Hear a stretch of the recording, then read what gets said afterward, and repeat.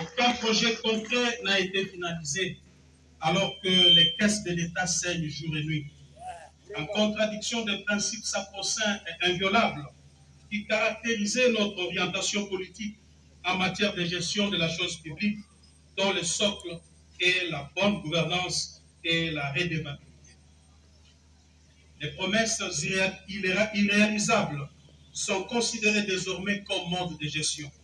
Le mensonge, la manipulation comme vision de gouvernance, les détournements des deniers publics et la corruption comme mode d'exécution de projets. Tous les échecs constatés sont la faute des autres. Une véritable fuite en avant et un mensonge plus tard. Le système Tshisekedi est incapable de mobiliser les recettes à la dimension du Grand Congo et à l'immensité de ses ressources et richesses. En revanche, force est de constater que l'appareil de l'État se détériore et est devenu de plus en plus un club d'amis où les apprentis sorciers de tous bords exercent leur premier stage au sommet de l'État. Le peuple congolais fait au quotidien face à la montée vertigineuse des prix des denrées de première nécessité qui ont atteint leur instabilité sans précédent, alors que le gouvernement publie des statistiques de foi erronées et manipulées, vantées jour et nuit, ne reflétant aucune réalité des terrains. Quoi de plus ahurissant est de constater que le peuple qui constitue le fondement de la démocratie sociale ait été volé par l'État sous la coordination des services de la première institution de la République à travers le dossier RAP. Cette escroquerie d'État s'est déroulée au grand jour.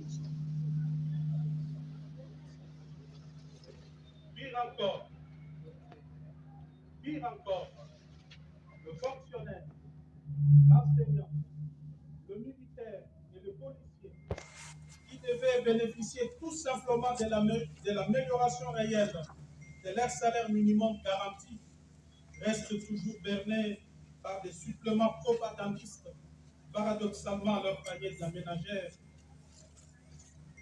et sans repère ni soubassement dans le calcul de la base salariale. Il va sans dire que le gouvernement a abandonné sa mission principale.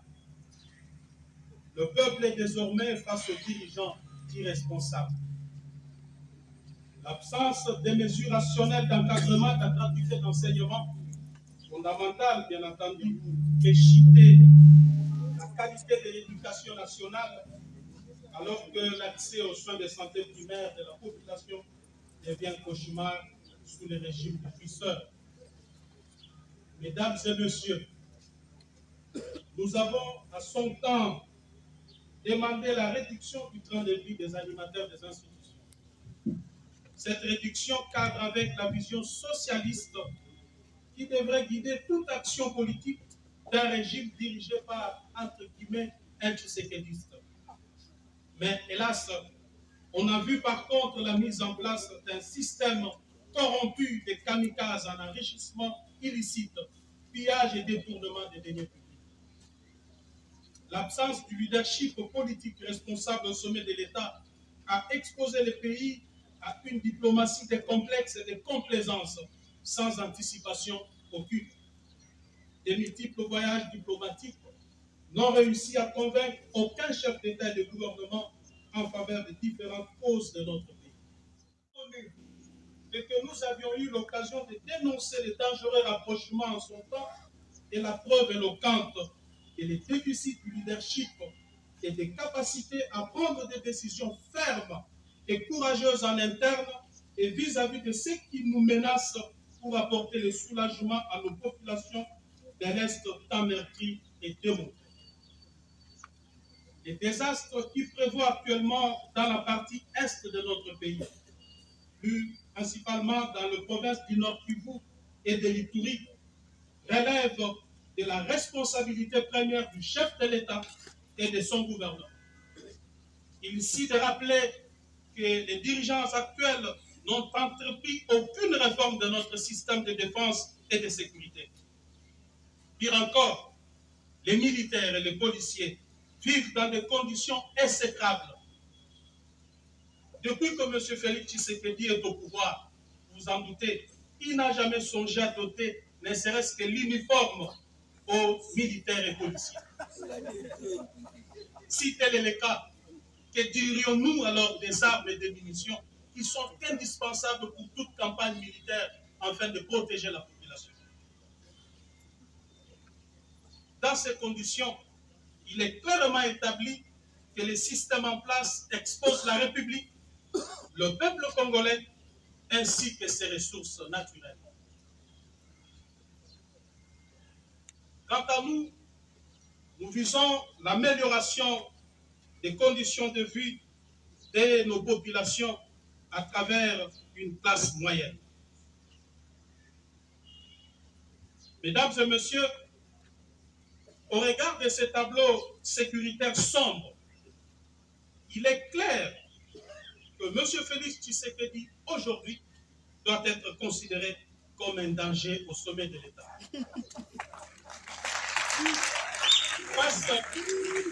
Face à ce chaos de gestion et des situations de non-État, une nouvelle offre politique s'impose à tout point de vue.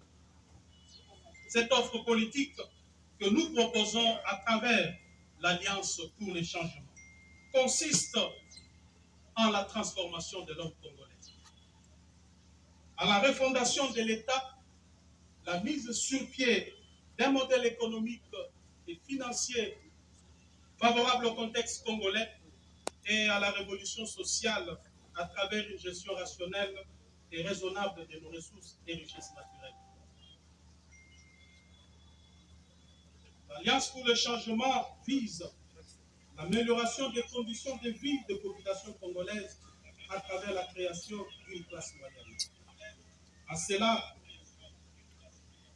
elle se veut le champion de la pratique de l'équité, de la justice et du droit, de la protection et la sécurité sociale, ainsi que de la quête permanente du bonheur partagé, en réalisant un équilibre intelligent entre l'État, le patronat et les salariés, en mettant en œuvre des mécanismes nouveaux de redistribution équitable des richesses du pays et de contrôle des finances publiques, tout en luttant contre la corruption, l'impunité, le tribalisme, les trafics d'influence, le clientélisme, le népotisme et le laxisme béant dans la gestion de la chose publique.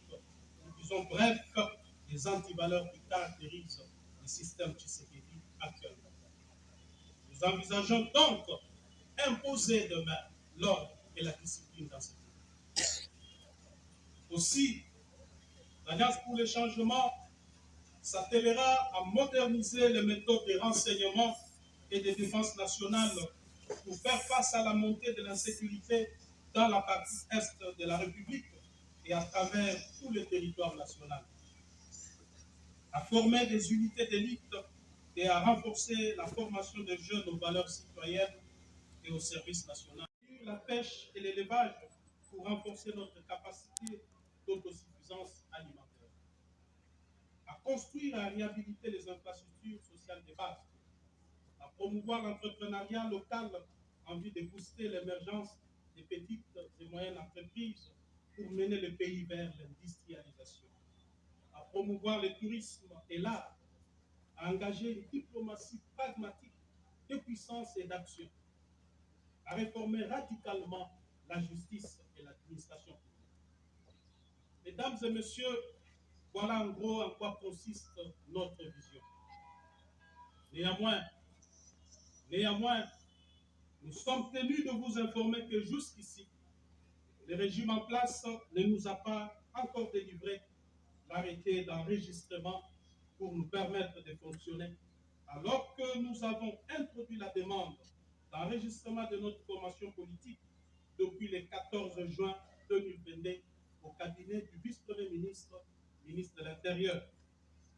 Il faut souligner qu'après examen du dossier, ces services l'ont déclaré conforme à la loi numéro 04/002 du 15 mars 2004, portant organisation et fonctionnement des partis politiques, et c'est depuis le 15 juin 2022, date à laquelle le récépissé de conformité nous a été délivré par les services. Sur ces refus d'enregistrer notre parti, nous avons décidé de fonctionner désormais conformément aux dispositions pertinentes de l'article 14 de la loi sus-évoquée. Je cite: si à l'expiration du délai de 30 jours, ouvrable après le dépôt, le ministre est en défaut de décider, le parti politique est considéré comme enregistré. Le ministre est tenu de lui délivrer un arrêté d'enregistrement dans le délai de 15 jours. À défaut, le récépissé du dépôt tient lieu d'enregistrement. Fin de citation. À ce jour, nous sommes le 18 juillet 2022, soit 34 jours après le dépôt du dossier. Le parti est donc d'office fonctionnel au regard de la loi. Mesdames et messieurs de la presse, l'organisation des élections périodiques, démocratique, libre et transparente est un gage d'une véritable démocratie, car elle respire avec des élections périodiques. En ma qualité de sociodémocrate, combattant de la liberté pour l'instauration d'un État véritablement démocratique, je suis déçu de vous annoncer à travers ce point de presse que le régime Tshisekedi a décidé de mettre en péril la périodicité, la sincérité et la transparence des élections en préparant les glissements ainsi qu'en orchestrant une fraude massive aux prochaines échéances électorales. Le plan consiste en la création de plusieurs partis politiques mallettes dans l'entourage du président Félix Tshisekedi par les membres de sa famille et de ses amis, avec espoir de se voir distribuer des sièges à l'Assemblée nationale et dans des assemblées provinciales. Ces plans funestes, dont se vante avec fierté et assurance. J'avais eu le courage en son temps de m'en prendre vertement à certains dans l'entourage du président Félix Tshisekedi pour dénoncer ces plans qui ne cadrent ni avec la vision, ni avec l'idéal pour lequel nous nous étions bâtis près de 4 décennies.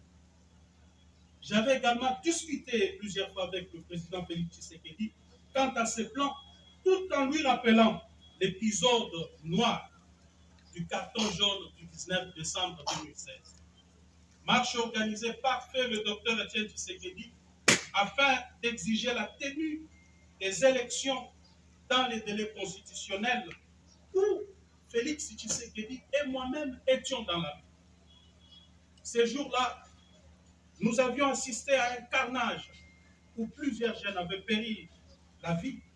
Et le soir du même jour, le siège de l'UDPS avait été plastiqué et 7 personnes qui périrent calcinées.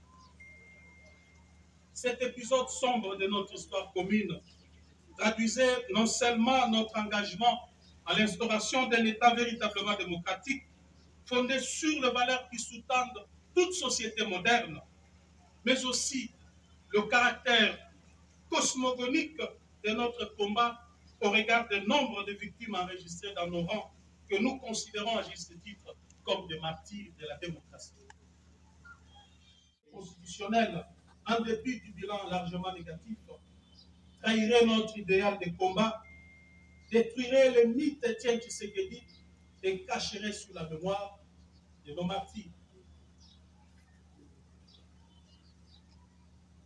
Puis égard à tout ce qui précède, mes chers amis, vous allez constater avec moi que les divergences de vues et persistantes étaient des tailles entre moi et le président Félix Tshisekedi.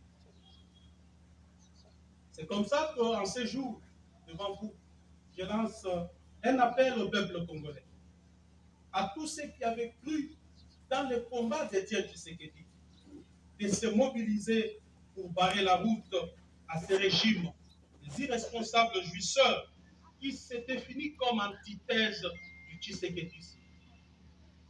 Ne pas les faire à pour risque de pérenniser la souffrance et le maintien de la République dans le sous-développement avec péril de plonger le pays dans une guerre civile inutile. M. Tshisekedi doit désormais savoir que cette manœuvre ne passera pas. Et je m'engage personnellement à affronter aux côtés du peuple cette machination. Parce que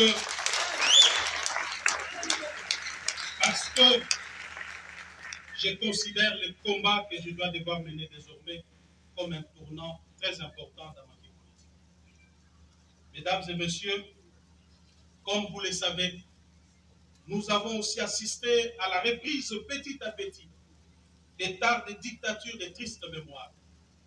Le pays est en train de subir un recul démocratique honteux des restrictions des libertés d'expression. Et le peuple assiste impuissant devant l'émergence d'une néo-monarchie constituée d'une classe de mafieux fanatiques applaudisseurs. On constate la flambée des arrestations des leaders d'opinion et des atteintes à la liberté de la presse avec des intimidations de journalistes dont certains sont contraints à l'exil. Il en est de même de l'usage abusif des services publics à des fins privées, des trafics d'influence par la résurgence des familles et des personnes intouchables, la manipulation de la justice avec des dossiers montés de toutes pièces pour écarter certains adversaires.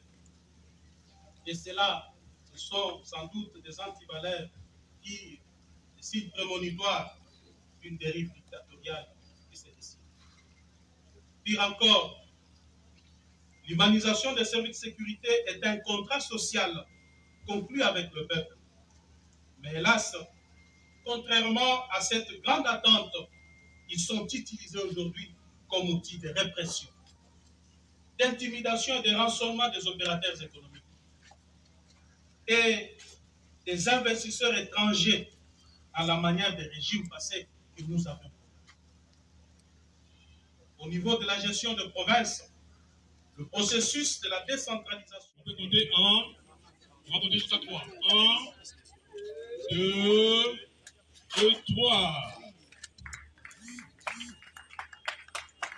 Et voilà, Alliance pour le changement, AC avec Petit H.